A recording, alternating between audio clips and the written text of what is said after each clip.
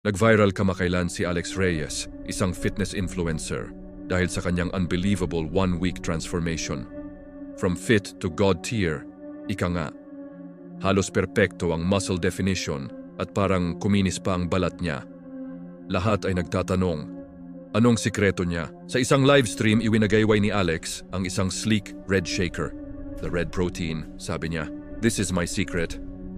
Ang problema lang, it's a special blend, exclusive. Hindi nyo to basta-basta mabibili. Dito na nagsimula ang misteryo. Walang website, walang online store, walang kahit anong record ng The Red Protein. Ang tanging paraan para makakuha nito ay sa pamamagitan ng personal invitation mula mismo kay Alex. At para maimbitahan, kailangan mong mapansin. Kailangan mong maging kanyang #1 fan. Isa sa mga masugid na tagahanga ni Alex ay si Marco.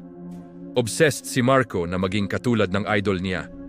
Araw-araw, nagko-comment siya, nagla-live, at ginagawa ang lahat para lang mapansin.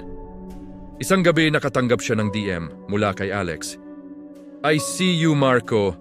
I see your dedication.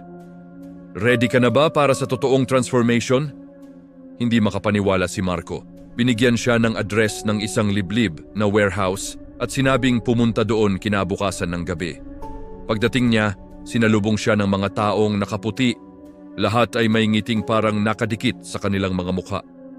Sa gitna ng warehouse, may isang stage at nandoon si Alex, mas mukhang diyosa sa personal. "Welcome sa mga pinili," sabi ni Alex sa mic. Ang boses niya ay parang musika.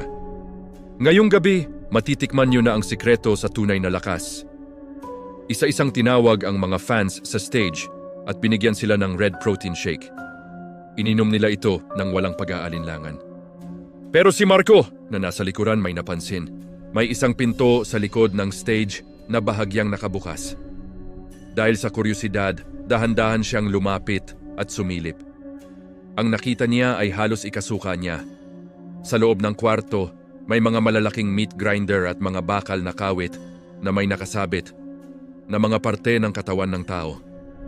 Sa isang mesa, nakasalansan ang mga bagong pakete ng isang pulang pulbos. Premium meat ang nakasulat sa label. Nagsimulang mag-blur ang paningin ni Marco.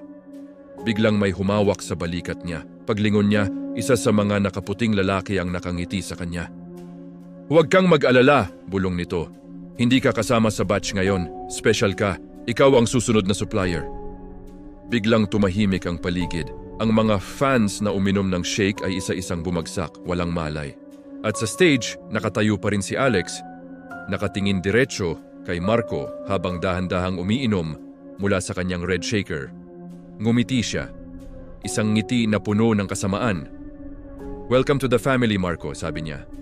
"Alam mo, ang sikreto talaga sa magandang katawan ay hindi lang basta protina. Kailangan mo ng high-quality source. At walang mas dekalidad pa kaysa sa laman ng mga taong humahanga sa'yo." Napansin ni Marco ang isang bagong scar sa braso ni Alex, isang piraso ng laman na parang bagong tahi. "Sila ang nagpapalakas sa akin," dagdag ni Alex, itinuturo ang mga nakahandusay na fans. "At ngayon, ikaw naman ang magpapalakas sa iba." Hindi na nakagalaw si Marco. Na-realize niya ang katotohanan.